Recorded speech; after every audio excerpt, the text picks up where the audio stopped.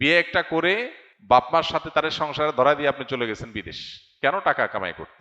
তো বেচারি এখানে স্বামী ছাড়া তার যে দীর্ঘদিন বসবাস করতে হয়, এটা তার জন্য কঠিন এবং এটা তার অধিকারের লঙ্ঘন সুস্পষ্টভাবে। আমরা অনেক নারী অধিকার নিয়ে কথা বলি, এটা নিয়ে দেখবেন হুজুররা ছাড়া আর কেউ কথা বলে না। সেকুলাররা অনেক মিষ্টি মিষ্টি অধিকার নিয়ে কথা বলে, এগুলো নিয়ে তারা কথা বলবে না।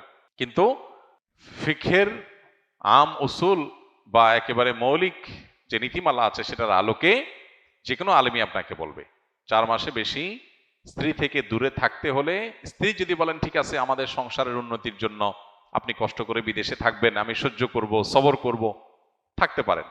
কিন্তু 15-20 বছর হয়ে যাবে, এরপরেও আপনি আসবেন না, হ্যাঁ, আপনার টাকার চাহিদার কোনো শেষ হবে না, আসছি আসছি করে ঘুরাবেন, এটা অনুচিত।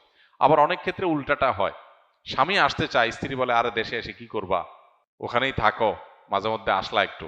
উল্টাটাও ঘটে, সেটাও স্বামীর প্রতি অবিচার এবং অন্যায়।